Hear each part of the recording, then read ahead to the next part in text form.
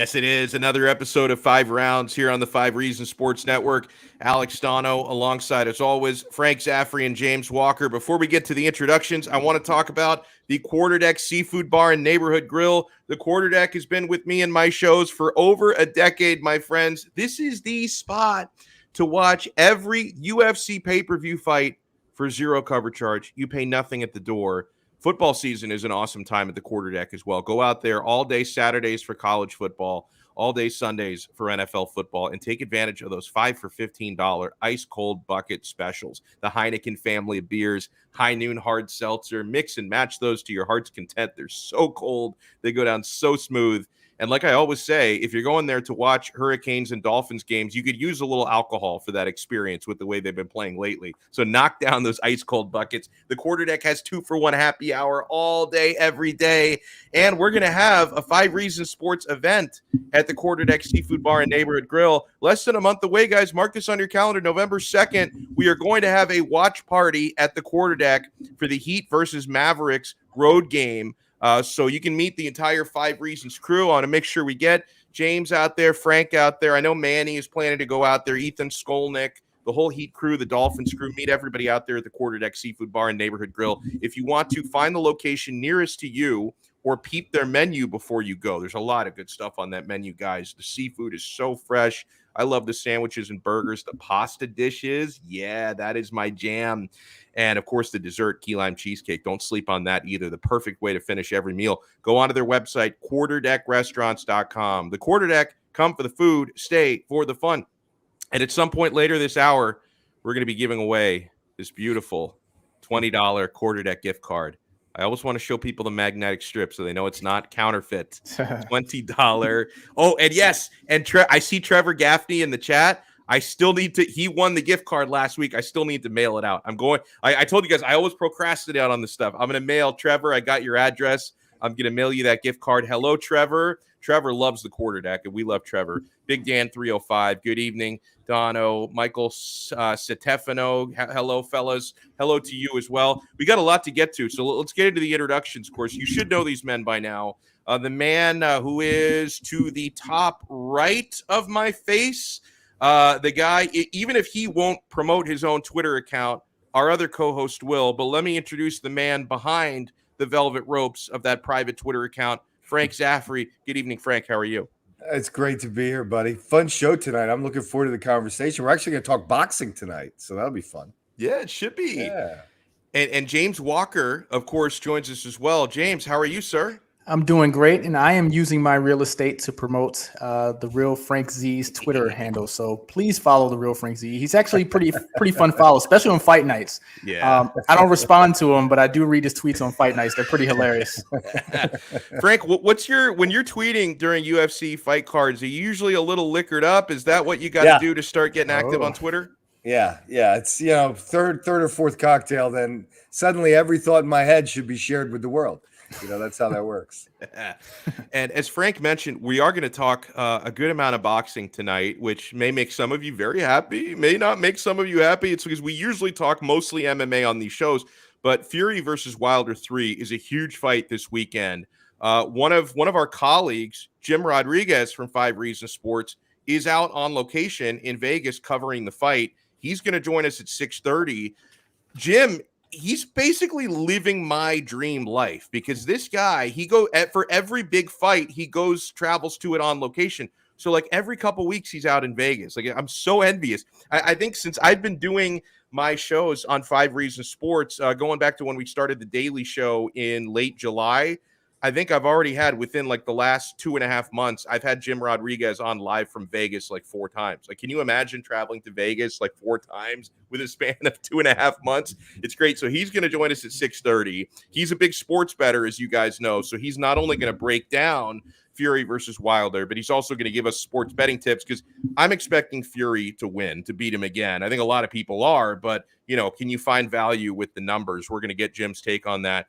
And then when it comes to talking boxing and talking mixed martial arts, you really can't do any better than Kevin Ioli from Yahoo Sports, who covers both sports at an incredibly high level. Kevin is going to join us at 7 o'clock. Every few weeks, he's nice enough to make time for us, and we really appreciate. So between Fury versus Wilder 3, we also do have Dern versus Rodriguez in the octagon this coming weekend. Very interesting, important female fight in the UFC. I do, guys, want to step into the time machine. We're going to have a new edition of the Toss-Up coming up soon. We'll close things out after Kevin Iole with our kudos and complaints. But I do want to get into, with you guys, a little bit look back to some of the top fights at the UFC Fight Night card this past weekend. I ended up being, unfortunately, a bit underwhelmed by the Thiago Santos-Johnny Walker main event. It was a snooze fest for most of it. A few spots here and there, they turned it on a little bit. It looked like both guys were more afraid of losing than they were trying to win the fight.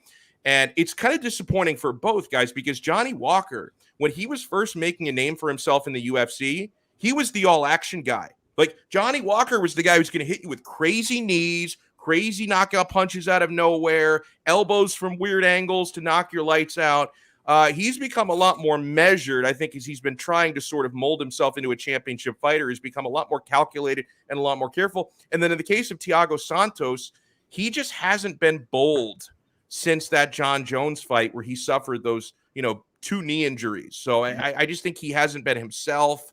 You feel like he's really afraid to throw for volume. Thiago Santos wins this fight by unanimous decision, 48-47. I did think that was the right call. I thought Santos did more damage. I think Walker landed a higher volume of strikes, but there was no question Santos landed the more damaging blows. And the commentators even said this, fellas, that before the fight started, they thought, no chance this goes 5 rounds. Like, it's a 5-round main event. You really didn't need 5 rounds for these 2 light heavyweights. And I think if you had bet either guy to go to a decision victory, you would have gotten like plus 800, plus 900 odds on that. I don't know how many people actually locked in bets on that. So this was not expected to go the full 5. It did.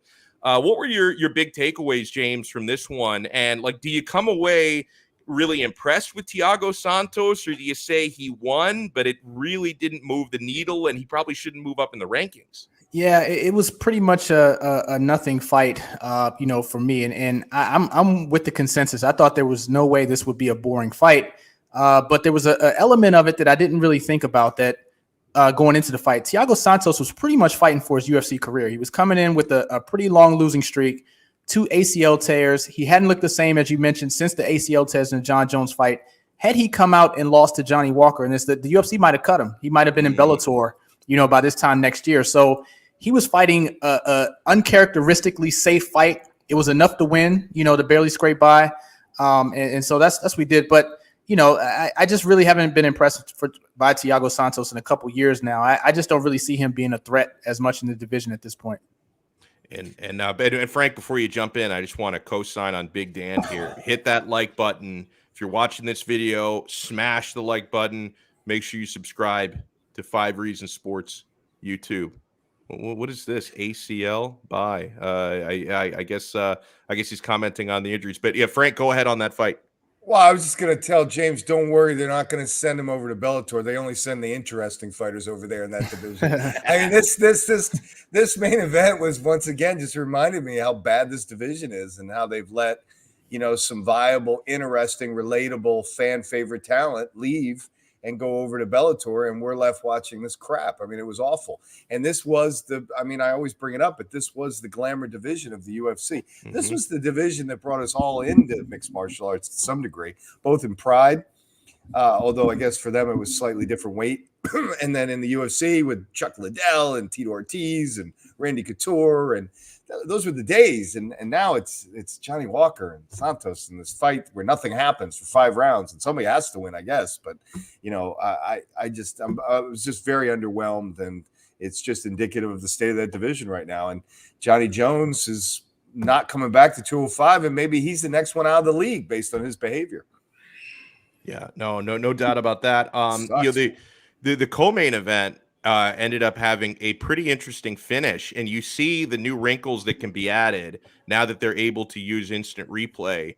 It came in handy here. So it turns out to be a no contest between Kevin Holland and Kyle Dawkins. I guess you can be disappointed a bit for Dawkins because he thought he won the fight, although he probably should have realized that the incidental clashing of heads. And guys, when you saw the slow-mo replay on their clashing of heads, like Kevin Holland was out for a couple of seconds. Like that clashing of heads, you could see the face of an unconscious man on the face of Kevin Holland. Like, he was done. That was a fight-changing moment, incidental, so obviously not a disqualification. But, the referee, Dan Murgliata, like, he knew something had happened there. He didn't have a good angle on it. So you saw him, he motioned to the commission table, and you could see, for those of you watching, you see what I'm doing with my finger, like, hey, run that back, look at that. Like, he was telling these guys, something might have happened here. You need to get the replay ready to take a look at this. So that clearly stunned Holland. He fought for a few minutes, though, after that, and Dawkins was going for submissions, ended up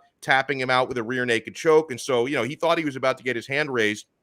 And then they convened, commission members and all the referees there, including Herb Dean, kind of huddled together. They looked at the replay. They determined, yes, a clashing of heads took place. The right thing to do would be to call this a no contest. Now, it's kind of unfortunate in the way that it played out that Holland had to continue fighting despite suffering that blow. But I don't know. Did you guys feel like they could have handled it any better? Because I think that they actually handled it pretty well, because in hindsight, if Murgliata had stopped the fight for that, if he wasn't sure that a clashing of heads took place, if he thought maybe it did, but I'm not positive, it would have been worse at that point to pause the fight, look at the replay, and then if you were wrong, you took away Kyle Dawkins' chance to finish that fight, and it's a very unfair thing the referee did. So he wasn't positive. He let the action continue. As soon as the action was over, they took a look at it, and I thought they made the right decision in hindsight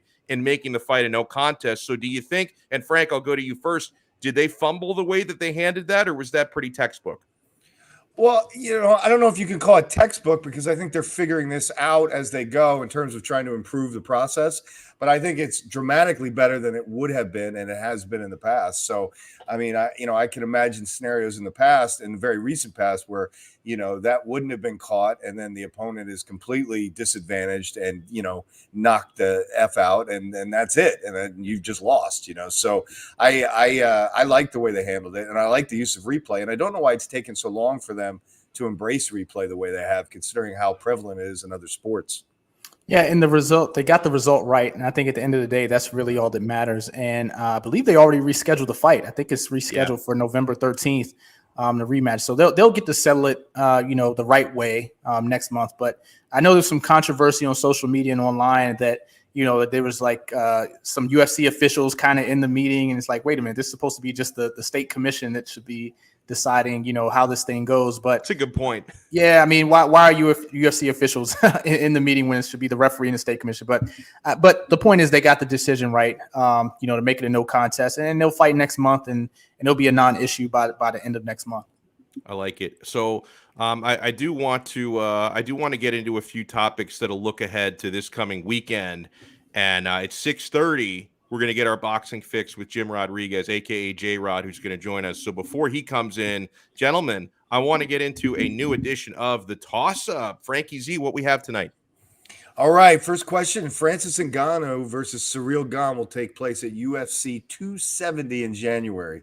Do you feel good about Gane's chances of winning this fight? Yeah, I don't. I don't feel good about Gane's chances of winning this fight. Now, there are reports these guys used to train together in the same gym in France. Are you okay, James? You're like, is your headset out or something? That's weird. I think James might have lost his audio. I see him like motioning. The headset is out. That's what I did. That's what I did at the event we did that time. Yeah. Oh, I pointed at my mic. I said my mic was out when I couldn't talk. Remember when we were doing the cage side? He's got to fix his audio, so he's going to come back in. And I agree with Michael there. Correct call. Could use the replay, but on Gane's chances, there are reports from their time years ago training together and sparring together that Gane really used to handle Ngannou in sparring. But I would argue Ngannou has gotten a lot better since those days. And when you're in sparring, you're wearing bigger gloves. So his power in the small UFC gloves is obviously going to come into play. I think Ngannou has become a more complete fighter since that time. Not to say that Gane hasn't. It's just, it's hard for me to imagine anyone in that heavyweight division right now. Maybe if John Jones makes a really successful bulk up to heavyweight he might be the guy who's good enough and well-rounded enough to beat Francis Ngannou. But like the Francis Ngannou of today is not even the same Francis Ngannou who lost to Stipe Miocic in their first fight. He's a far different fighter from then. And Gane obviously poses different challenges to those that a prime Stipe Miocic offered. I just think, to me, Ngannou has gotten so much crisper with his boxing technique. The movement is a lot better. The cardio has gotten a lot better from Ngannou. It's not to say that Ciryl Gane can't win, because anybody can win at any time in the heavyweight division. There's a lot of turnover there when it comes to punching power of men of that size. But yeah, I'm probably going to put Ngannou's chances at least 75% and Gane's chances at 25% or less. I'm bullish. Yeah, I like to hear that. I like that Ngannou measures his output more carefully now. I think of all the improvements he's made, not just going full throttle right from the opening bell, saves his energy. I mean, it's a lot of muscle he's feeding to save power and save opportunity. But he does need to be ready to go crazy when that opportunity presents itself. I get nervous when I think about this upcoming fight, Alex, that what's going to happen is it's going to be a replay of Ngannou Lewis, where he so respects Gane's technical prowess that they're just and Gane's so fearful of getting the big hit that they both just kind of stay on the outside. And then Gane wins that fight with leg kicks and dancing around, touching him a little bit. I think he outpoints him. So it'll be interesting to see. But I mean, look, in 5 rounds, you got to figure Ngannou's going to connect with one of those meat cleaver hands of his. And when they hit the side of Gane's head, that's it. But what do you now? But I would say for a power puncher like Ngannou, you do at some point you reach like diminishing returns where the power that he packs in the first couple of rounds may not have as much power in the 4th and 5th round if it gets that far. Do you feel the way that Michael feels, that if Gane can avoid the early KO, he's asking if Francis's cardio could come back into play? Obviously, that could really test his cardio. But the thing is, I don't know how much Gane will try or really be able to grind and wrestle him, because I think when you saw Ngannou's cardio fail him, he was getting ground into ground beef by Stipe Miocic. And when you're on your back and you're in the clinch, you're getting taken down. That's going to make a lot of people tired when you're dominated from a wrestling standpoint like that. I don't think that this fight, even if it does go 5 rounds, would test his cardio the same way. I think it'd be mostly stand-up. Look, I'm no Dean Thomas, but yes, look, I think the biggest improvement that Ngannou has made is measuring and preserving his power and being careful with his output. Gane's game plan is 100% to get this into the 3rd, 4th, and 5th round. 100%. That's his game plan. And Ngannou's game plan should be to close the distance, get out of the range of this very talented striker, and get in close to him and try to create the firefight. Try to create the bursts of mayhem, which will result in the knockout he's looking for. So it'll be interesting because it'll be Ngannou. If I'm right, it'll be Ngannou chasing Gane around the cage for the first 2 rounds. And can Gane survive? That'll be what we'll see. He's back. He's back. So James, in case you don't know, we're still on. We're on the first toss-up question. How do you feel about Gane's chances against Francis Ngannou? I'm not that optimistic. Sorry, I'm on my cell phone now. No, it's all cool, man. So I'm not that optimistic about Gane's chances. For one, I think they rushed him a little too quick. I think had he had a couple more fights, had a couple wars, against a couple more top guys that he would be ready for Ngannou. I don't care about the training video that they showed, a little 20-second clip of him, kind of getting the best of Ngannou in training. Ngannou's been against the top guys for years. He's been through the wars. I think experience is going to cost Ciryl Gane when they do fight. Maybe he'll be ready, a year from now. There'll probably be a rematch. The heavyweight division isn't that deep, so I'm sure they'll fight more than once. They'll be at the top for a while. But I think January, they're rushing them a little bit. But who else are they going to go to now? With John Jones out of the picture, at least for the time being, this is really the only fight to make in the heavyweight division. By the way, we still don't have any definitive update on this yet, right? Zachary asked, man, when the hell is Stipe fighting again? Guys, I can recall, and we talked about it on this show like 4 weeks ago. There was a story that Stipe was going to have a meeting with Dana White and hash things out, sign a new deal.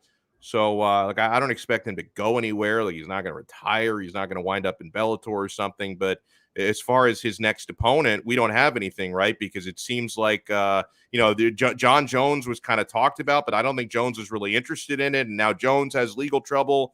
So is there anything new on that front? Well, just that Jones said he would fight him, but as you point out, Jones's ability to fight is in question now, at least in the near term. But he did say in his most recent conversation pre-incident that he'd be willing to take the fight with Stipe. It's all about money for John Jones. Yeah. And I don't know that he's ever going to arrive at the right number with Dana White for either fight, actually, for the Ngannou Gane winner or for Stipe. Well, he's going to have a few legal fees to pay, so you might want to get on it. All right. Should Dana White let Henry Cejudo jump in line and challenge Volkanovski for the featherweight title? Yes. I was a little bit disappointed that my guy Chael Sonnen is very much against that idea. And like, people are, oh my God, are you telling me he's going to jump Max Holloway in line? This isn't fair. He's never fought at featherweight before. How dare he? No. Okay. We thought it. I didn't really think Cejudo's retirement was going to take, but he did commit to it for longer than I thought he did. I guess he got bored. And then Cejudo had this idea, you know what? I have won championships in everything I've done: Olympic wrestling, bantamweight, flyweight. Why not take a shot at being the first ever triple belt champion in UFC history? To me, from what Cejudo has already accomplished, you can't tell me you can't sell this fight. I mean, when you talk, you can flash how many, even if he doesn't possess the belts that he vacated prior, you can still put like a half a dozen belts on that poster just to sell who Henry Cejudo is, and the challenge of him, moving up to fight Alex Volkanovski. And I know Volkanovski claims he's not interested in it or whatever. Now, as soon as he gets an idea of how much money he can make for a fight like this, I think he's interested. Listen, overall, I'm not that big on people who have never fought in a certain weight class, just showing up and jumping in line. But I think when you're talking about a double champ who's also an Olympic gold medalist, I think Henry Cejudo is the exception. Do I think he would beat Volkanovski? That's a really tough ask given the size disparity between the two guys. I mean, Volkanovski has a huge reach advantage on other natural featherweights, so he's going to have some physical advantages, against a guy like Henry Cejudo. But if that's a fight that you can make, and Cejudo's, he's back in the USADA testing protocol, so I think it's going to be about 3-4 months before he's allowed to fight again. I think you strongly consider making this fight. So yes, I think he deserves the chance to jump in line. James? All right, well, I'll wait for him to connect, but I agree with you. I think he does deserve. Oh, there he is. Go ahead, James. Run a little delay. Go ahead. All right. I was going to say, right. this to me is an underrated. This to me is an underrated super fight.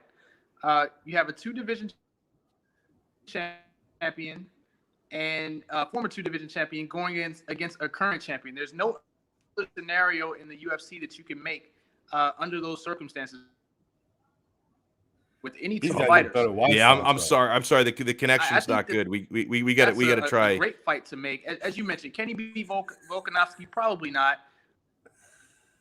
Hold on, we got to try. We got to try to fix that connection. Because I like the point he was making too. Yeah, I did too. I won't build. I'll let him come back in and finish his point. I would say that yes, he deserves it, but I'm more interested to see what the real marketability is, Alex, because we lost. Oh my God. What was his name? The guy that Henry Cejudo beat. Now I'm already forgetting his name. Demetrius Johnson. Demetrius Mighty Mouse Johnson.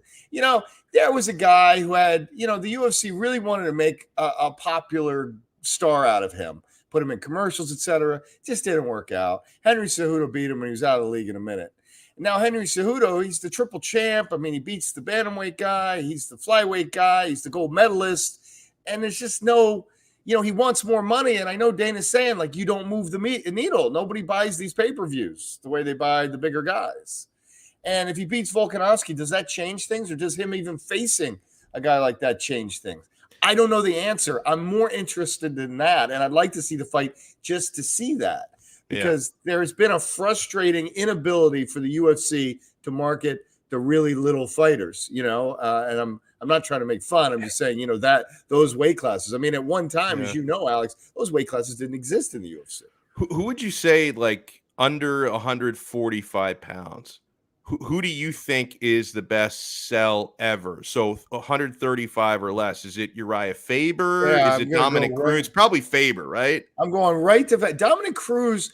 We love him because he's so great. He was a great fighter and he's a great analyst, but he wasn't packing bars when he was fighting.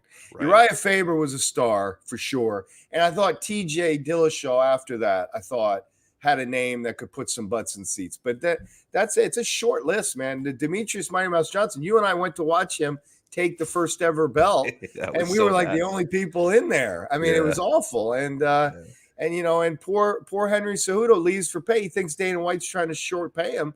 It's really just because there's no demand for it. So I think that's the bigger question for me. Yeah. I mean, his credentials are unbelievable. I mean, really unparalleled, actually. Should we? He's not coming back. I don't. He's not in the waiting room now. He's probably trying to fix his Wi-Fi. Go on to the next one. All right. Mackenzie Dern says beautiful women have to prove themselves even more than men in mixed martial arts. Is she right? This is a tough one because I can see two sides of it, right? Because obviously, okay, if you're an attractive woman, really attractive woman fighting in the UFC, there's obviously going to be people who will not take you seriously as a fighter because they just look at you as a sex symbol or eye candy. So I totally agree. That's probably something professionally you have to overcome. Are men going to take me seriously as one of the baddest women on the planet, or are they just going to look at me as like a pinup model? I can get that. But why I say this is complicated, Frank, is I think it's a double-edged sword because historically, now on the one hand, it's maybe harder to make certain chauvinistic fans take you seriously when you're attractive. But then on the other hand, history has shown promotionally attractive women can sometimes get more promotional muscle behind them and get bounced to the front of the line sometimes, right? Because, people really started paying attention to women's MMA, 12, 13 years ago when Gina Carano started to become a hot commodity, right? And then Ronda Rousey was moving the needle in a similar fashion, somebody like Paige Van Zandt. So there's definitely two sides of it. I can totally understand, Frank, what Mackenzie Dern is saying, because maybe you don't get taken as seriously as a combat sports athlete when you have to. Oh, there he is. And I'm blaming the real Frank Z joke that I put on Twitter. I must have messed up the mojo. He got rid of it. So to close out, I do agree with Mackenzie Dern, but I do think that, being an attractive female fighter, it has disadvantages, but also advantages promotionally. So, James, we'll ask the same question to you. Mackenzie Dern, she says beautiful women have to prove themselves even more than men do in MMA. Do you think she's right? Yeah, I mean, she definitely has a better perspective than I do. I think that what stood out to me most about it is that the beautiful part of it. Why beautiful women as opposed to all women in MMA? That's a good point. What I would think all women in MMA have, kind of may have that chip on their shoulder. They have something to prove, especially as you guys know, before the Ronda Rousey era, Dana White was 100% against women, mixed martial arts. And, that was really one of the big, mistakes. I don't know if it's a mistake because he eventually came to, but it was one of the big, things that he was wrong about in MMA. And he's not wrong about a lot, but, that's really helped lift the sport as well. So that's all that stood out for me. I think she actually just kind of stated how she felt incorrectly. I mean, I don't think she means prove herself. I think she's frustrated that attractiveness is a quotient for marketability or popularity as opposed to natural or, trained ability in the cage. Paige Van Zandt, who Alex brought up, while she was in the UFC, much more popular than Amanda Nunes, probably still is, you know what I mean? And so that, how do you jive those things? And I think that's Miesha Tate, right? She's made a comeback. She's way more popular than Amanda Nunes, and for reasons that I think is what she's trying to enunciate. That's actually a great call by you. Yeah, men are just accepted because they're good at fighting. Women have to get past this other thing, you just like her because she looks cute, and that's the whole deal. Junior Dos Santos will make his AEW. Did I say is that correct? AEW. Yep. AEW Pro Wrestling debut next Wednesday night. Are there any current MMA fighters who would be a great fit in pro wrestling? I'll give you a male and a female because the male is probably way too obvious. Conor McGregor, I'd love to see his foul mouth, cutting promos, AEW, WWE, whatever. I'm not really a wrestling fan, but I would watch for that. But then on the female side, I had a chance to speak to her a couple times, before the semifinals of PFL, and I'm sure James will agree with me. Kayla Harrison. Yes. Kayla Harrison would be great. I mean, first of all, she is strong as an ox, so she could be body slamming fools left and right. She cuts an excellent promo, right? And I think her skill set as a judo gold medalist, it seems like that would translate pretty well to doing pro wrestling moves. So for me, I think that would be a no-brainer. And, it's something, and she seems like the type to me who's not going to keep like fighting professionally until she's like in her 40s. Like I think she's going to want to, win all the belts she wants to probably within the next 2 or 3 years, and then maybe right off into the sunset, find something else to do. And if she decided to put her hand in pro wrestling full time, I think she would be excellent at it. What do you think, James? Yeah, I'll give you 3 names real quick. Henry Cejudo, who we mentioned, obviously has the pedigree and has actually developed his personality lately. So I think he's a good fit. Colby Covington, I think, would be the perfect fit. I mean, he's already perfect in heel mode right now. Yeah. And finally, Jorge Masvidal, I think, would be good as well in terms of mixing that persona with some natural athleticism. And I agree with that. Yeah, that. You took mine, and mine was Colby Covington. I mean, just the kind of shit talking he does lends itself perfectly to the sport. I think I don't consume much wrestling. I don't consume any of it, but I gotta imagine he'd be good at it. Oh man, yeah. And there you go. All right, let's go out to.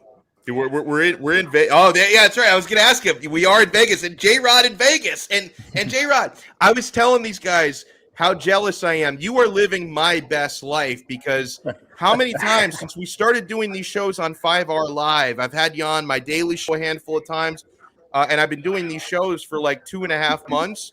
I've had you on live from Vegas probably like 4 times in the last 2.5. I haven't been to Vegas since like 2019. You're out there living my best life, bro. How you doing? I'm great, man. What's up, James? What's up, Frank? Listen, it just goes to show you I got to come to Vegas to get on your damn show. So, I'm down the street from you. We're neighbors, and I got to come over to Las Vegas to get on your show. And by the way, I'm not interested. Nobody wants to see that anymore. Yeah, I'm not interested in J-Rod and Country Walk. I want to talk to J-Rod in Vegas. That's the guy that I want to talk to. Of Country Walk. Oh man! And so I've always got to ask you, since you're on location there, you have advantages that the 3 of us do not have. What's the atmosphere like out there in Las Vegas? And I'm sure that like the buzz maybe isn't at a fever pitch because people from the UK are not allowed to travel at this time, right? So. Well, nice it's funny. They're the ballroom. Yeah, they're actually right behind me was like a big radio row of a show in London. There's actually 10 different countries that are represented in this fight. So it's truly an international affair. It is actually starting to get bumping a little bit. There's stuff going on. The media's here. Today was the undercard press conference. Yesterday a lot of fireworks with Fury and Wilder. Not wanting to face off and everything like that. So there is the proper buzz. Things are happening, and we're getting excited, man. Is there anything sexier than the words heavyweight championship? And when it comes to boxing, and then you throw Vegas in the mix, it's good. It's good. We're excited. Hey, J-Rod, you had alluded to the non-face-off. What was that all about? Because it's just rare in any, big fight, small fight, whatever. It seems customary, but for whatever reason, that seemed to be a big stink yesterday. What was that about? Yeah, I think, listen, obviously with COVID protocols, even the face-offs aren't as intense as they were. These dudes legit don't like each other. I think that there's so much we see. Oh, we're just trying to sell a fight. We're trying to get that pay-per-view numbers cooking. These dudes legitimately don't like each other. Because why? Because Tyson Fury lives in Deontay Wilder's head. That's all it is. Wilder does not live in Tyson's Fury. Fury has a loft. He's got the fridge. He doesn't put the toilet seat down. He lives in Deontay Wilder's head, and Wilder can't get over it. So I think they really don't want to see anything happen before the fight. And I think it was a smart move. And again, it gets people talking. We're talking about it. We're talking about a non-face-off face-off. Yeah, no doubt, and I see what you're saying, of course, about Fury living rent free in Wilder's head. The first fight, controversial draw. Second fight, just hanging out in his underwear. What's going on, G? What's the hey? You're out of toilet paper, bud. Most recently in the second fight, Fury won by knockout right before the pandemic. I hope Wilder is going to have like a lighter costume to walk out with for this upcoming fight. And listen, J-Rod, give me your expectation, because my expectation is Fury more than likely is going to tune him up, outbox him. But obviously, Deontay Wilder, he possesses, life-changing power. So if he can land something, he in heavyweight, I don't rule anything out. So Deontay Wilder can certainly win this fight by KO. But Fury, to me, the far better boxer, probably should win. How do you feel about Wilder's chances here? When you got that Chris Taylor walk-off home run power, I had to get my Dodgers in there. That's what Deontay Wilder's got. I mean, that right hand, and that's the one thing that Tyson Fury completely respects. Tyson Fury, he's got that long jab, so he can just jab away from here, and he doesn't really have to stick his chin out and avoid that thunderous right hand. I think Deontay Wilder's got so much to prove. I mean, I think his biggest opponent is himself. How is he going to be mentally? Okay, he got rid of his trainer. We were scandal, allegations, poisoning, drugging, roofies, heavy costumes. He hired his childhood buddy to be his trainer, who's never been a trainer in his life. Malik Scott's going to be this. What are they going to say when they get into the deep waters in the 7th, 8th, 9th round? It's all, and if you're a better, the contrarian says you got to go with Deontay Wilder, because this is a movie. This is a movie if Deontay Wilder wins this thing. I don't know what Deontay Wilder's thinking. I think he's got to fight himself first before he fights Tyson Fury. It's going to be curious. And if I was Deontay Wilder, I would come out wearing nothing, just the shorts. That's it. Let's go. Nothing. Not a hat, not a ribbon, nothing. I'll have my boxing gloves under my arms. You can put on the ring. I don't even want to take those. All right, now I got to ask you, because J-Rod being near so many sports books can be a dangerous thing, and I'm sure you're going to spread your money out a lot on this. Oh, and you can address this as well. I love this from Martina.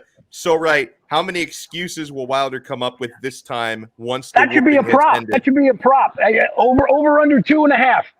It was cloudy. A dog barked. The time zone. I didn't know. They told the fight was at 6, but I thought the fight was at 7. But what are you looking at? Any bets you like in this one? Any props you like in this one? Well, the first thing I like is over 7.5 rounds. I think this thing goes the distance. Okay, and you can go to BetUS. And it's minus 135 to go over 7.5 rounds. I like that. I think it's going to go the distance. And the wildest bet, which I think I might just throw a couple of dollars on there. You got to get East Coast. I'm going to throw a couple of dollars on there. Wilder wins by decision is 18 to 1. 18 to 1 winning by decision, which is how he has to win this fight, because he's not going to knock out Tyson Fury. He's not going to knock out Tyson Fury. Won't get close enough for him to get knocked out. So 18 to 1. But for me, the money bet is over 7.5 rounds. And if you're thinking money line, it's Wilder plus 230 and Fury minus 300 now. Yeah. Oh man, I like that a lot. You got anything else, James or Frank? Yeah, I was going to ask. Just looking ahead. Sorry, Frank, if I interrupted you. Just looking ahead. Anthony Joshua is kind of out of the picture now with the recent loss. What happens after this fight? The winner of this fight goes against whom? Well, the winner gets Alexander Usyk to unify all the belts, because Anthony Joshua had 3 of the belts. Now they're Usyk's, who could be, by the way, one of the best pound for pound ever. I mean, the most accomplished. I mean, I think Usyk just punched his ticket to the Hall of Fame by winning the heavyweight championship. So Fury and Wilder, This is going to be the remaining belt. This is the remaining belt, the remaining WBC belt, and then that's going to be put in play against Usyk. Probably, maybe April, May. To go ahead and do that. Question is, where would it be? Because obviously Deontay Wilder's, if he wins this fight, he's not going to go overseas.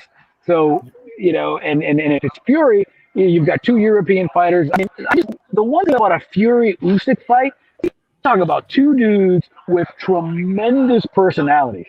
I mean, those two dudes are going to put on a show. Those guys should be a reality show. It's going to be an awesome if those two guys get after it. But I still wouldn't consider Deontay Wilder out. But Usyk is waiting for the big payday and to unify those belts. This is the year of the unifying. We are unifying. We unified at 130. We unify. Canelo's going to unify at 168, and now we're going to try to unify at heavyweight. J-Rod, give me your view on the state of boxing right now, as far as, because we're still technically in a pandemic, but we've figured out how to put on sporting events. So we seem to have figured that part out. Obviously, early days of the pandemic, because the three of us talk a lot about like how well the UFC handled the pandemic, because they basically started doing bubbles before anyone else started doing bubbles, and the show kept going on. How do you feel that and obviously boxing, there's so many different promoters, as compared to what the UFC was doing. So how do you feel like the sport handled the pandemic, and how healthy do you think boxing is at this moment? Well, the funny thing, it's almost been 600 days since Fury Wilder 2, Fury Wilder 3, and it was basically one of the last major sporting events in this country, in the world, was Fury Wilder 2 before the pandemic struck, and now we're going to have this. Listen, I think boxing getting its ass kicked.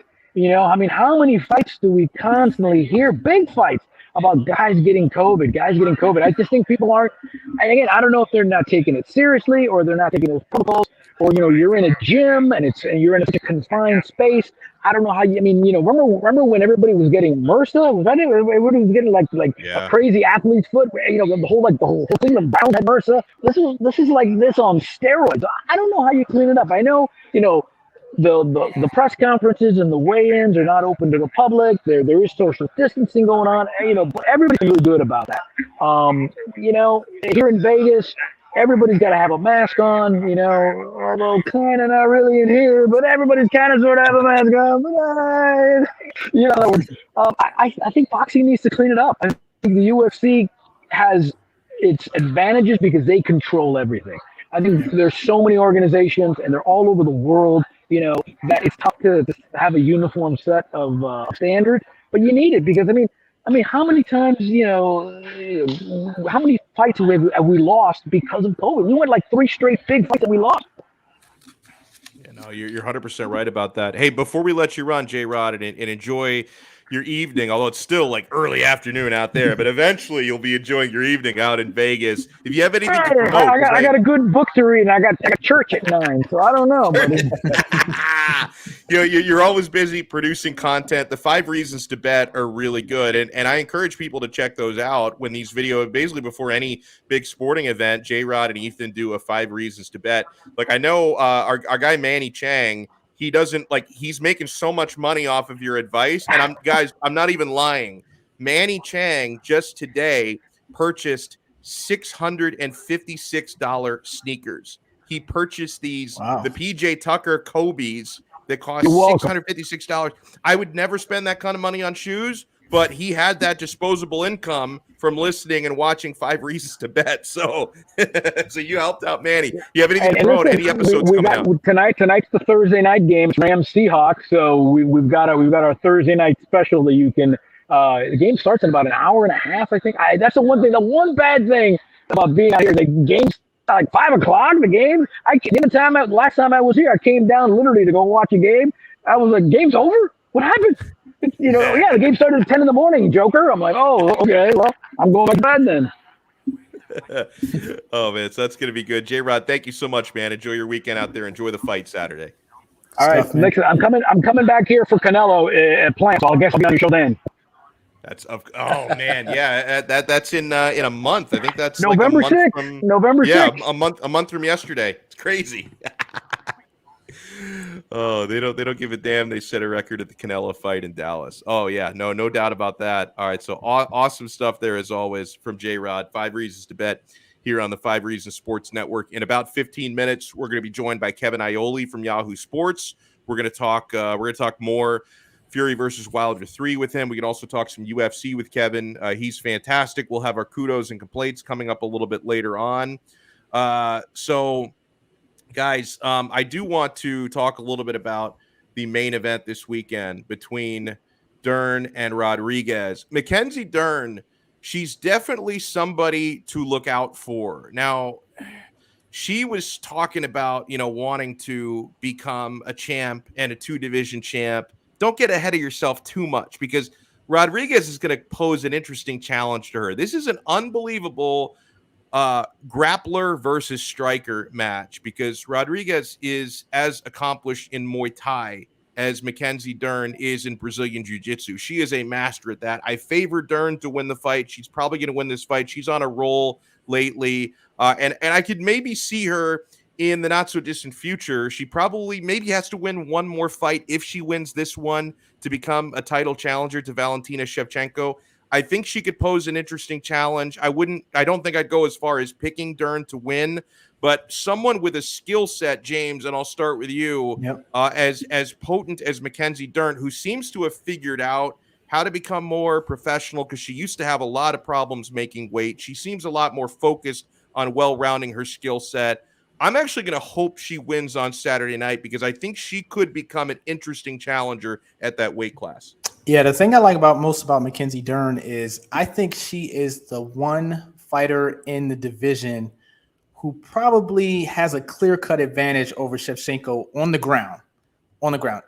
Every other fighter, you say, well, Shevchenko's a better all-around fighter, standing up on the ground, everything, she'll dominate, pretty much every fight. But with Dern, if that fight eventually goes to the ground, let's just say she does get to the title and everything, she gets the challenge, it could get scary for Shevchenko. So from that aspect, to at least pose that threat, I think makes her an interesting contender. I think the fight this week eventually goes to the ground, and Dern wins. The thing I like about most with her is that she had an early loss in her UFC run. I think it was like her second or third fight in the UFC. She came in with a lot of hype. She suffered an early loss.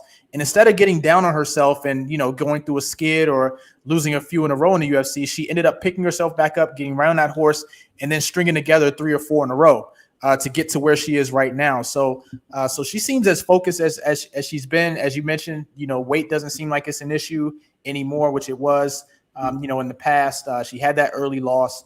I think she's definitely an interesting prospect. And I can see her, maybe in another year or so, or by the end of next year, getting in there with Shevchenko and at least making it a somewhat interesting competitive fight.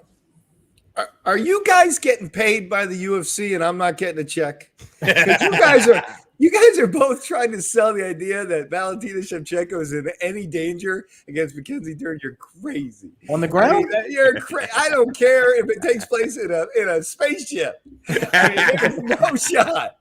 So, she may be successful this weekend, but no, look, she is good that way, or in that area, and maybe she is better in that area, but unfortunately for her, Valentina decides where a fight takes place.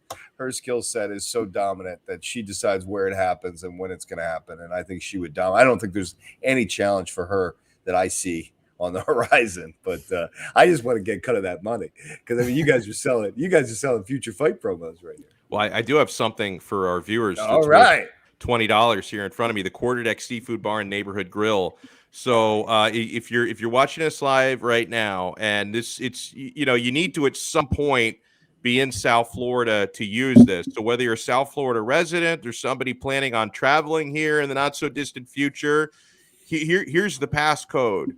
First person in the chat to type us the passcode in the live chat, Fury, for Tyson Fury, Fury. First person to type Fury into the chat can win this bad boy. $20 Quarterdeck Seafood Bar and Neighborhood Grill gift card. You can enjoy some delicious sushi, build your own poke bowl. Oh my God, the sandwiches. Ooh, I love the jerk chicken sandwich. I love the French dip sandwich. I had the All-American burger out at the Quarterdeck about a week ago when I was there. It was fantastic. So the password, just type it in, Fury, Fury. you can win yourself a Quarter Deck Seafood Bar and Neighborhood Grill gift card. And you know what? You can use that gift card November 2nd. We're going to have a Quarter Deck watch party, Miami Heat Road watch party, Heat at Dallas Mavericks, November 2nd. Frank, have we figured out, because I know that Ethan ran like a poll for which location, and the last I saw, I think the Quarter Deck Sawgrass was the leader in the clubhouse, and I love that. It's gigantic, that location. It's pretty conveniently located for a lot of people around town. So I would love. Have we decided on that, or is that still in the works?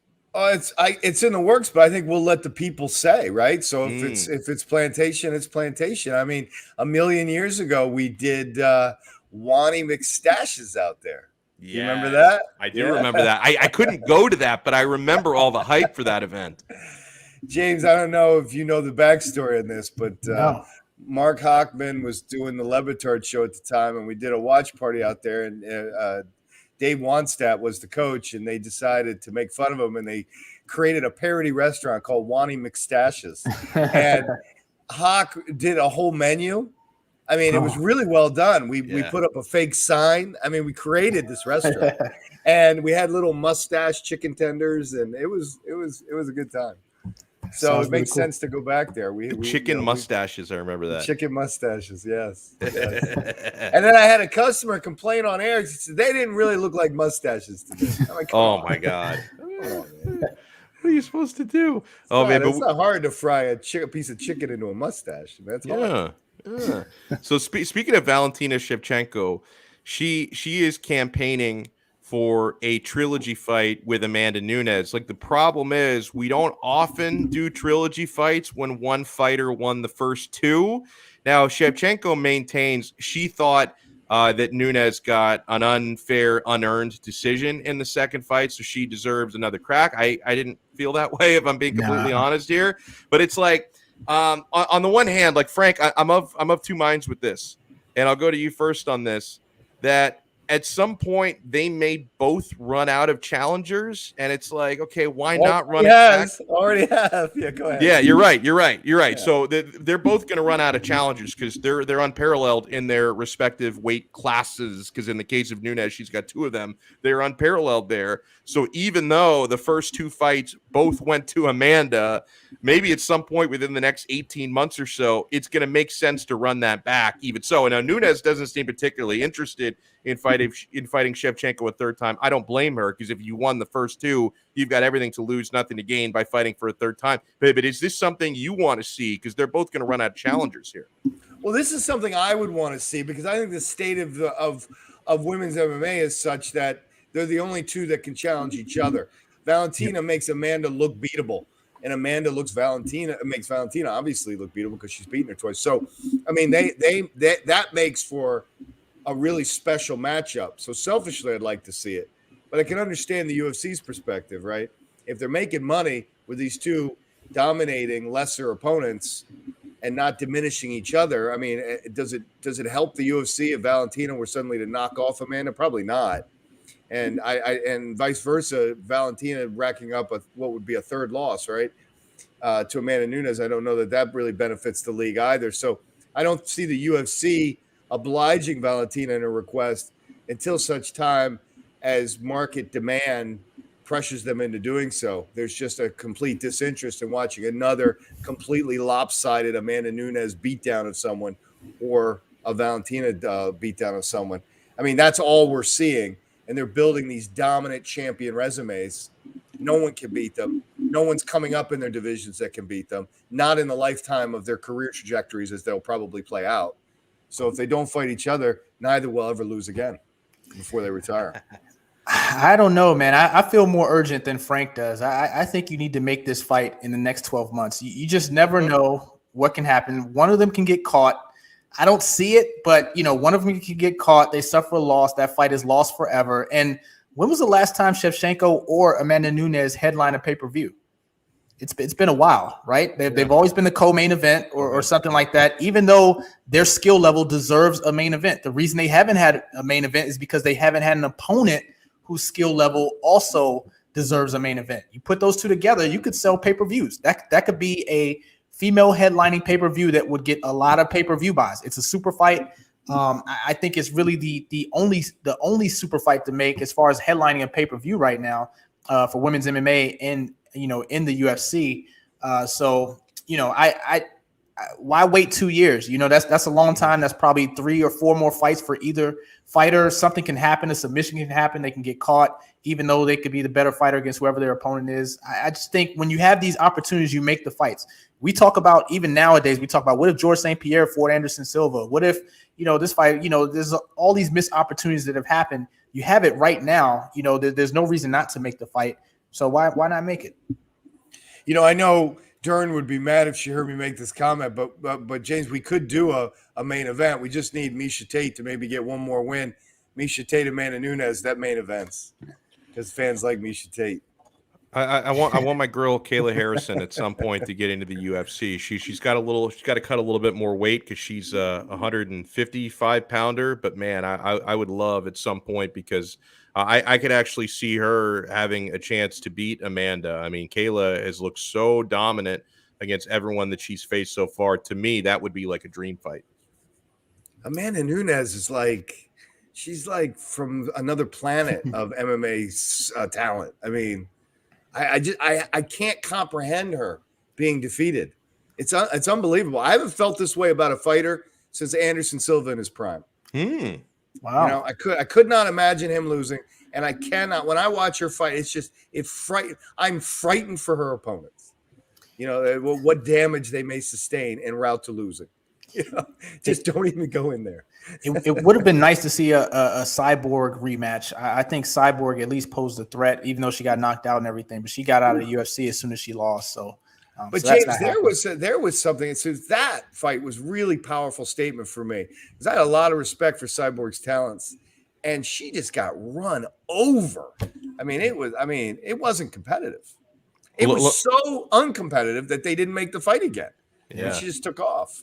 Let me bring on our next guest, who just does such an awesome job. We got so much to get to, boxing and MMA, with the great Kevin Aioli from yahoosports.com. Kevin, good evening for us, afternoon for you over there in Vegas. How are you?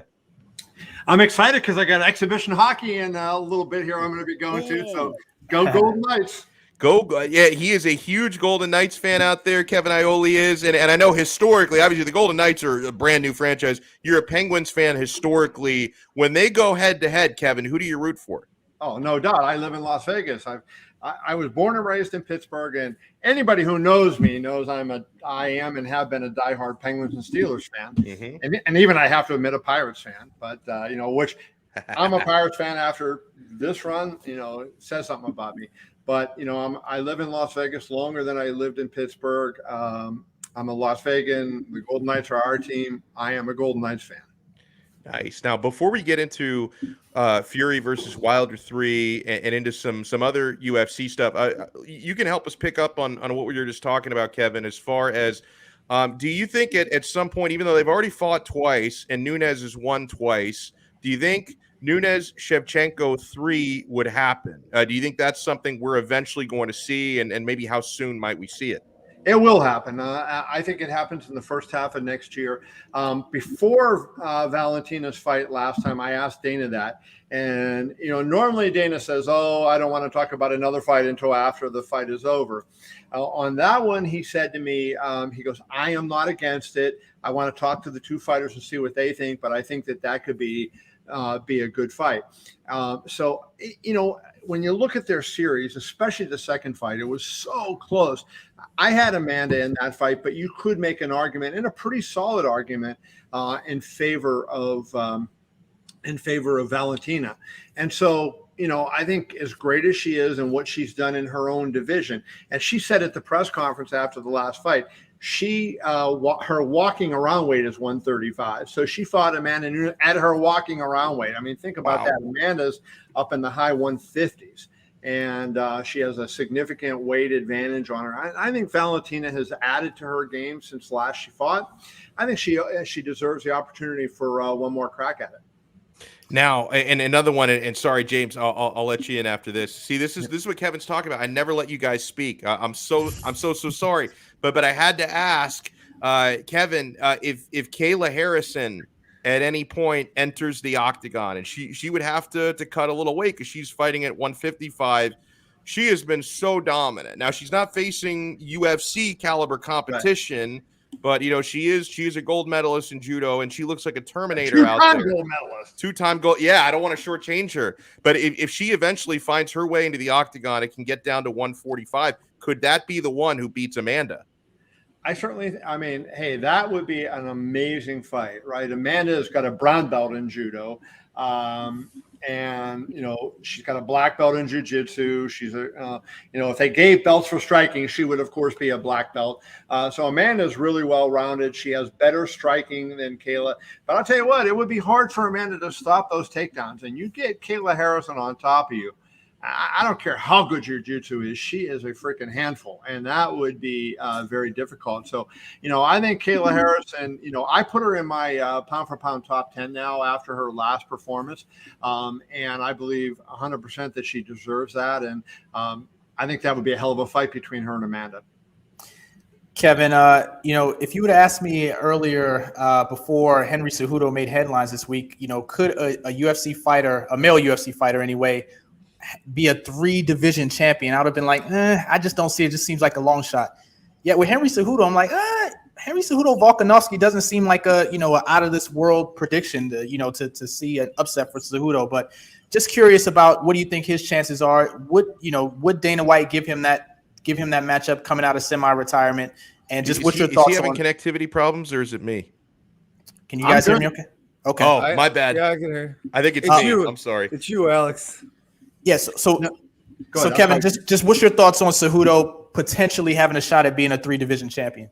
I think he would. He deserves that. Now, I think that what they have to do is, give the winner of Rodriguez Holloway the next title shot, because I think they've been fighting for it, especially if it's Holloway. Because look at Holloway's done. He doesn't have to fight Yair Rodriguez. He didn't even really have to fight Calvin Kattar.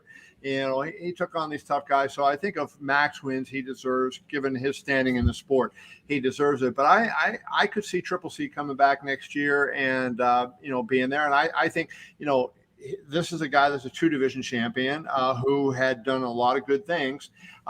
So, yeah, why not? It'd be a handful for him, I'll tell you what, because, Volkanovski used to weigh 230 pounds as a rugby player.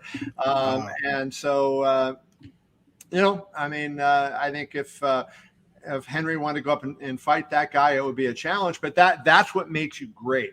When you talk about the all-time greatest fighters, it's somebody who does something like that. And, going up to take a fight that a lot of people don't think he could win out of his comfort zone. So, James, I think that, he deserves the opportunity. He's an Olympian and everything else he's done. And if he decides to come back, I think that's a hell of a fight for him.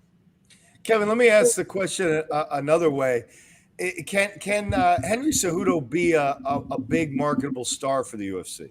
Because I think that for me, I think is like the big challenge with this Henry Cejudo character, this amazing accomplished athlete, but can they sell him? And how many weight classes does he have to jump before he becomes somebody that they can sell?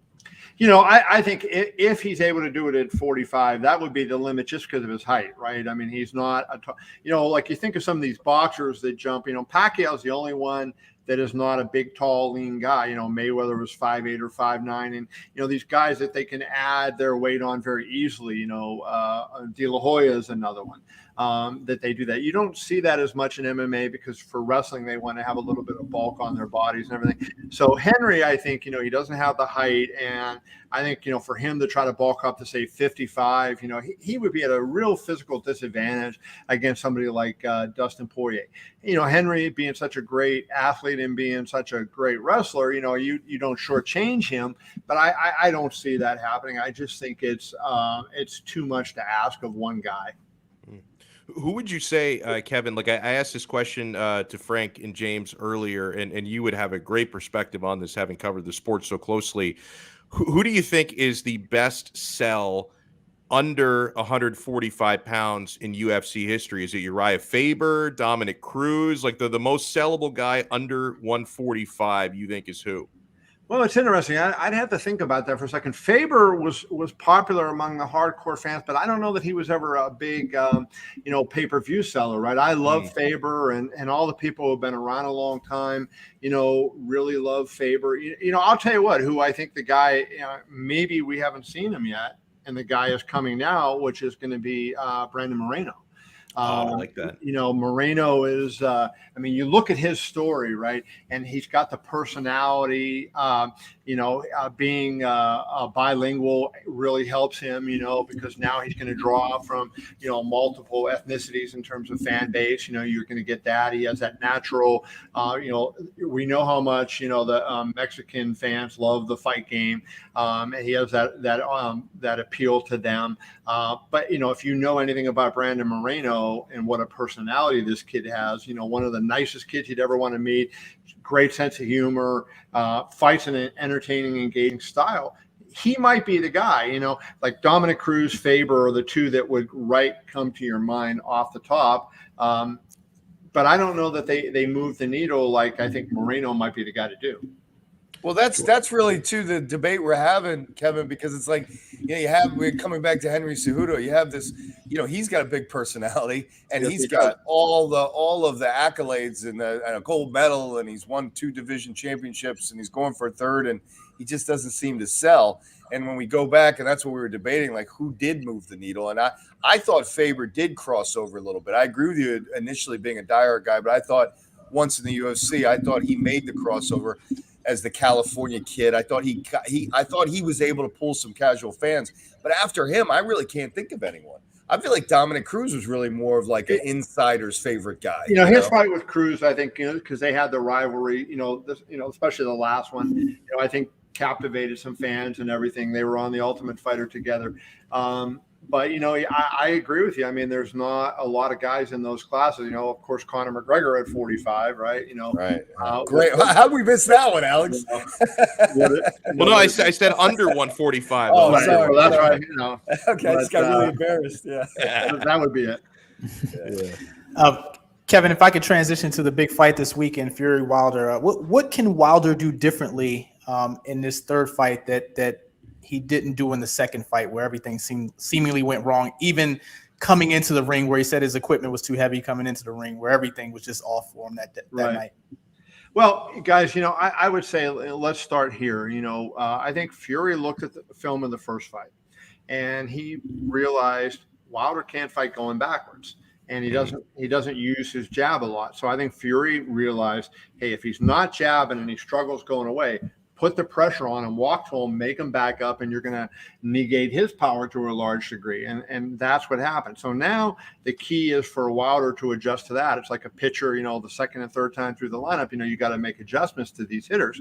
And I think that's what you're going to have to see from Wilder. And I think what he needs to do, number one, he has to establish a jab that, he pops in Fury's face. Anytime Fury crosses that line, he's got to get hit. And so make Fury respect him and blunt the charge. Because, Fury weighed 273 in that fight, James, and it was like he was going downhill like a Mack truck with no brakes.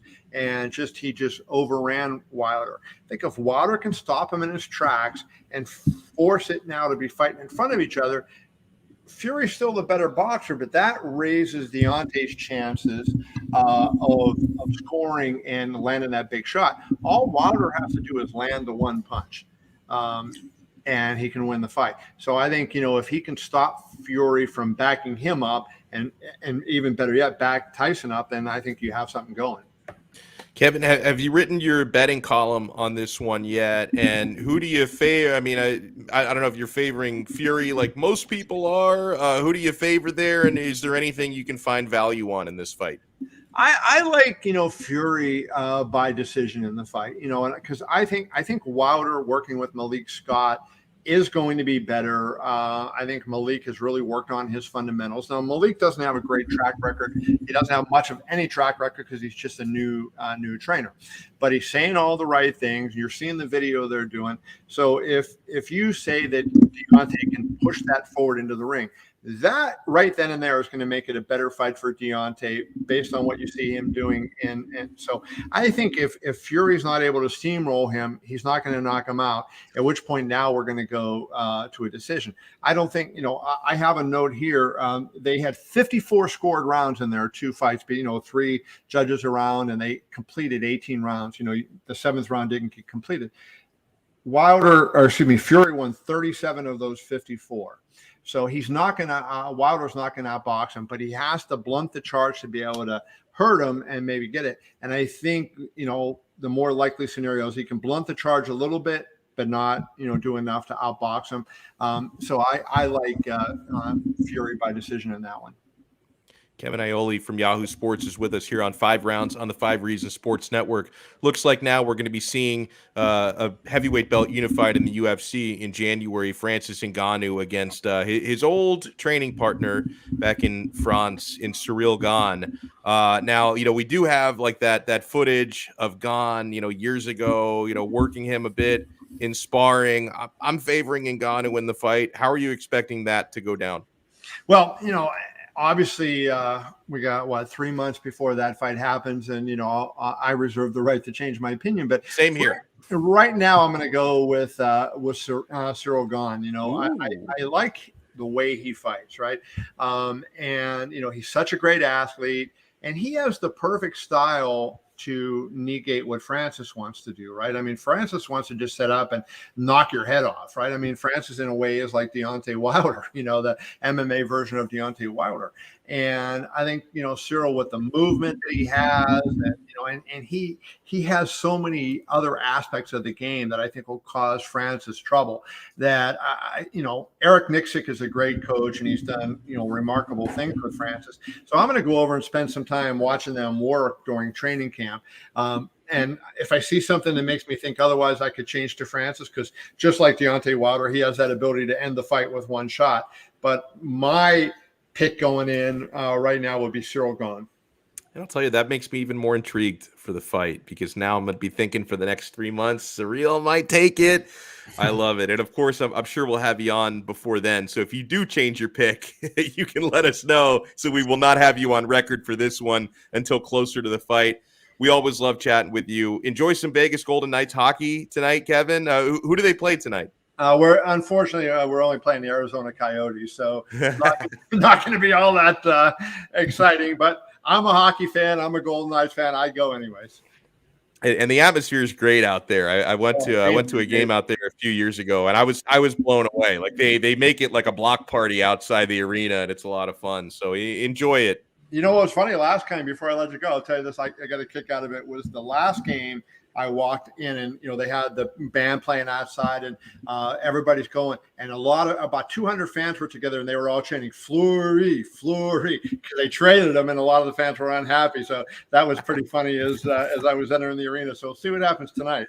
Oh, man, make sure you check out Kevin's work, yahoosports.com. He's going to have you updated on everything, for Fury Wilder 3 this weekend, for the UFC event this weekend as well. Check out yahoosports.com, the boxing page and the UFC page. You will find Kevin's work there. And follow him on Twitter at KevinI. You can see the handle there here on the page. Kevin, thank you so much, and enjoy your evening tonight.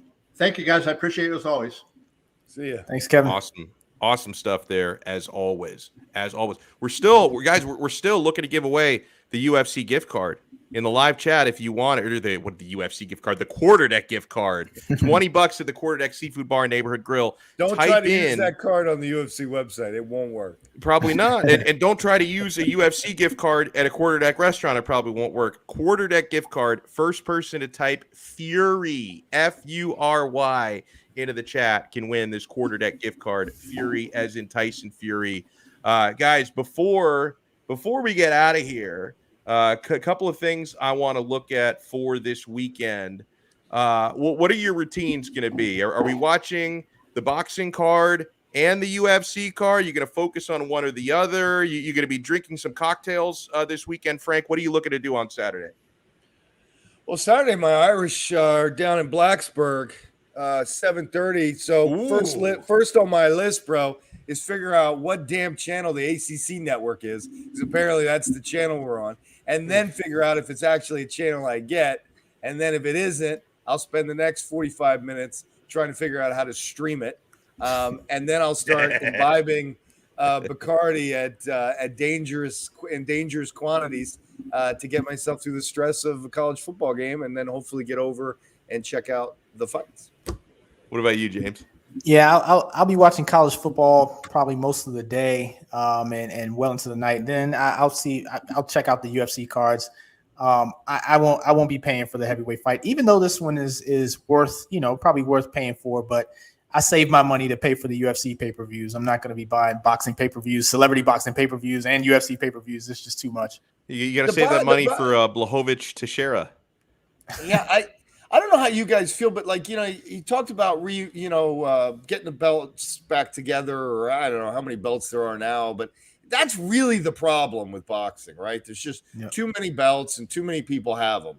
That's the problem, and that's all came from the Muhammad Ali Act to try to liberate boxers from the Don Kings of the world. But it's to the detriment of fandom, in my opinion. Who's the damn champ? There should be one guy. And after Saturday, there'll be two guys. It makes no sense. And then, hopefully they fight, and they probably won't for 6 years. So that's the problem with that mess, that hot mess. Yeah, once they unify the belts, I think they should have, every fight from there, all the belts on the line so the next champ will be unified, the next person. Just keep it unified. It doesn't make sense. I agree.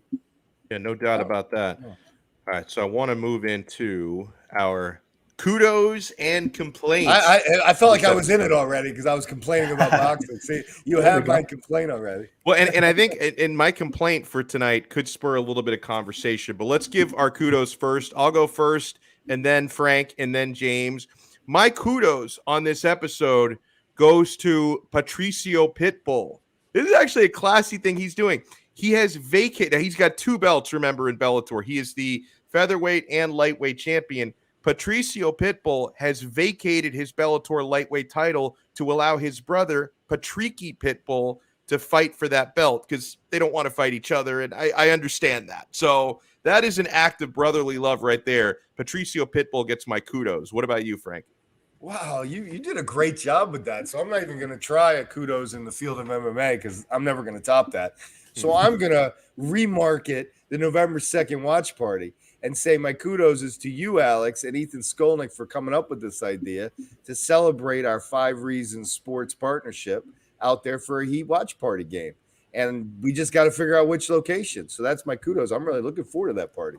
Yeah, I like that. I'm fine with any location, to be honest. I mean, the ones that are quickest for me to get to are Sawgrass and Davie. So that I'll go to Fort Lauderdale. I'll go to Fort Lauderdale Beach. I'll go to Dayton. You don't get me wrong.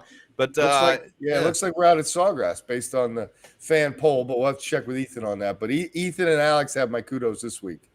Very cool. Very cool. So here's my kudos goes to Alex's boy, Nate Diaz. And you know why?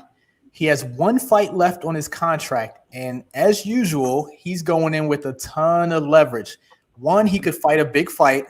And win or lose, he'll still come out, looking pretty good as Nate Diaz always does. Yep. Second, now with celebrity boxing as hot as it is, he can say, screw the UFC. I'm going to go to celebrity boxing, make 7-figure fights. And then, if I want to come back to the UFC a year from now or 2 years from now, I can. But, he can go fight the Jake Pauls of the world and things like that for a year if he wants to. So, Nate has a lot of options going into his last fight, so he'll probably fight at the end of the year or early next year. And then, probably make a ton of money either through a UFC extension or do some celebrity boxing. So kudos for Nate Diaz being in good position. And James, would you agree Nate has far surpassed his brother? In terms of popularity? Career, the way he's managed his career. I mean, he's not the younger brother anymore. He's the Don. I mean, it reminds me, the groundwork, but Dana White has said before that Nate, he plays the game. Like when you're talking about the promotional game, showing up to places where you're supposed to be to actually, to fulfill your media obligations. He's just always played the game better than Nick. I think sometimes Nick has set kind of a bad example for Nate, but he's never completely gone down the rabbit hole, right? Where it almost became part of Nick's character not to show up for things. I remember I was surprised a couple of weeks ago that Nick actually showed up to the pre-fight press conference before the Robbie. Like, oh my God, he's actually there. So Nate, he's definitely, you're right. He's managed his career better because he gives enough of a bleep that he doesn't sabotage himself as much as older brother does. And Alex, he was in that group at one time with Jake Shields and was the other guy I'm forgetting. It was Gilbert Melendez. Gilbert Melendez and his brother Nick, and so he didn't have a voice. Like he was being directed by the pack, and yet he's emerged from that really as the enduring star, and he's going to be the one with the best legacy, in my opinion, of all the names I just said. So, but Gilbert actually held a belt though. And yeah, so, but I mean, it doesn't matter. Like Nate's the name you're going to remember. You're going to remember him choking Conor McGregor out. You know, forever. I mean, yeah, he had a knack for putting himself where he needed to be, and as James pointed out, executing leverage. You need somebody to fight him on short notice. Here I am. You know, I'm ready to go. I'm ready to end the Irishman's journey. So anyway. Sorry to hijack that, but if it's all right, it's a good hijack. If it's all right with you guys, I want to go last for the complaint because we can. I think we can all weigh in on this. So Frank, I'll let you go first, and then James. Well, my complaint, just to restate it quickly, my complaint is the way boxing is being managed, and I realize why it works the way it does, but I miss the day when two men would fight for the heavyweight championship, and then the person that emerged was the undisputed heavyweight champion of the world and not one of two or three that are the heavyweight champions of the world. So that's my complaint. I wish we could get back to that. Yeah, I have a minor complaint this week, and I don't know if you guys have been paying attention or the audience been paying attention much, but there's been some minor MMA media wars. Brendan Schaub and Ariel Helwani have been going at each other really for no reason. I don't even know where the beef started, but it seems like every week, every 2 weeks or so, Schaub is saying something about Helwani, he's pissing him off. Helwani's saying something about Schaub and it's pissing him off. And they're just going back and forth. And I just don't see the purpose of it. Like, you know, they're both doing their thing. Schaub has a good podcast. Helwani's obviously the Howard Cosell of MMA journalism. He's going to the Hall of Fame. So, you know, why even waste time and negative energy on each other going back and forth? They need to shake hands, you know, talk it out like men and kind of move past it and, you know, continue to go their separate ways. Yeah, because it sounds like Schaub at some point did try to apologize, and Ariel either didn't accept it or just ignored it. And I think it started, James, the same reason why Ariel was really mad at Joe Rogan, because, you know, we all remember when Ariel got into Dana White's crosshairs was when Ariel broke the news about Brock Lesnar returning for UFC 200. And the UFC was like, that night they were going to run a promo to kind of break their own news, and he scooped them. Dana White claims that, you know, that Ariel got his information from because he was working with the UFC at that time, or working with their TV partner. He was working with Fox Sports TV part of the UFC. So Dana White tried to claim that Ariel basically took like backstage information and tried to scoop the UFC just to boost his own status when there was a moratorium on it. Thing is, like, I'm not really buying that because, you know, I used to know Ariel a little bit, and from what I can gather, the guy's a professional. Like, if he was under the impression that I'm getting this information because I work for the UFC's TV partner and they're about to announce it, it's not my story to break, he wouldn't have broken it. Like, he got it from an independent source that had nothing to do with UFC management. And so he broke it. Maybe Dana White didn't understand where he got it from, or maybe Dana White just doesn't really understand what a reporter's job is. That wouldn't surprise me either. Okay. That's more the point. Yeah, I think that's probably what it is. So Dana got super upset about it. And you know, this is what, like 3-4 years since that happened. And Dana has never let it go. Ariel has been persona non grata with Dana. And so I think what Ariel's super upset about is, you know, Joe Rogan got Dana's side to that story, told it on his podcast. Brendan Schaub and Rogan are very close. So Schaub has also told Dana White's side of the story on his podcast. And so Ariel feels very wronged by the fact that they're spreading what he feels to be misinformation that basically invalidates his professionalism as a reporter. And I think that's where it stems from. But maybe, like, at some point, if Brendan did apologize to him at some point, maybe you let bygones be bygones. You move on with your life. So I agree with what you said about that, James. No doubt about it. Yep. So I think that's where we're starting from. So my complaint today is, God, I hope it doesn't come to this, and I hope that this just never happens, isn't allowed to happen. So Kamaru Usman, who's, I'll give him credit. He's cleaned out the welterweight division. So what does he want to do next? He's talking about wanting to box Canelo Alvarez. It's like, bro, this is the stupidest fucking idea in the world. Okay, what's Kamaru? Who's a hard MMA puncher going up against one of the best boxers of a generation. If you box Canelo Alvarez, what's going to happen to Kamaru Usman? He's going to get outclassed and tuned up, and it's an absolute waste of time. And I hate the fact that we've reached a point where UFC fighters feel like the biggest fights they can possibly do are not fighting other professional MMA fighters. It's, let me cross over to boxing, probably get my ass beat because I'm not a boxer. Let me fight a great boxer, get my ass beat, but make like $30-40 million. I hate the fact that people are going for these paydays in what are going to be terrible fights. Listen, you guys obviously know I respect the sport of mixed martial arts. I respect the sport of boxing.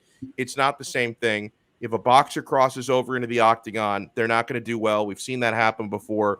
If MMA fighters cross into the boxing ring, what's going to happen? What happened to Conor McGregor happens to everybody. It's so stupid. So here's my advice to Kamaru Usman. If you're running out of challenges at welterweight, and if he beats Colby Covington, he's basically cleaned out that division twice. Instead of challenging a generational boxer to a boxing match that you cannot win, why don't you think about moving up or moving down a weight class in the UFC? Why don't you take a page out of the Henry Cejudo playbook, the Daniel Cormier playbook? Because guess what, guys, I would much rather see Kamaru Usman versus Israel Adesanya in the octagon than Kamaru Usman versus Canelo Alvarez in the boxing ring. What do you think is going to happen? So I hate the fact that he thinks that's his next logical move when it's ridiculous. But you're not being fair, Alex, because look, it's illogical. I agree. He'll get his ass kicked. I agree. But if you're Kamaru Usman and you're sitting there and you're thinking, hey, if anybody agrees with me, I might punch a ticket for $50 or $60 million. Of course you're going to throw it out there.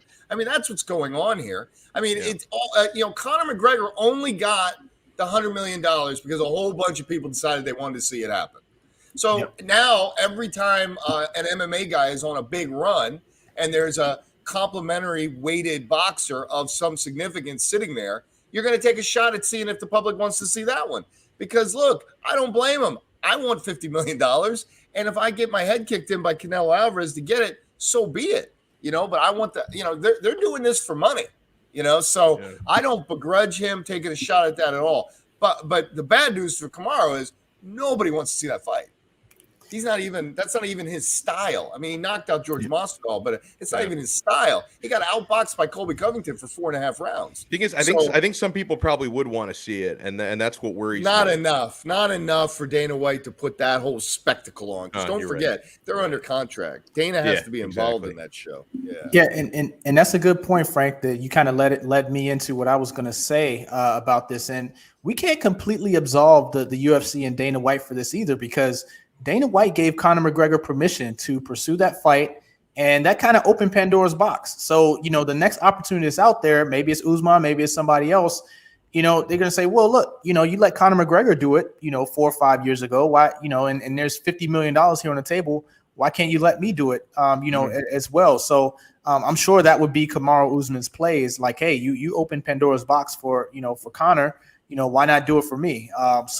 Yeah, I mean, you can't completely absolve the UFC for this. They had to grant permission for that kind of thing to happen. So they can't complain if one of their fighters a few years later is saying the same thing. Yeah, exactly. They got paid too. And I think that's why the UFC won't do it, because I think selfishly they'll make a big investment. They'll lose a fighter in a rotation and he's going to lose, and they don't think it'll sell well. So they're just not going to do it. So unfortunately for Kamaru Usman, he needs to work more on his relatability, marketability just in MMA fandom.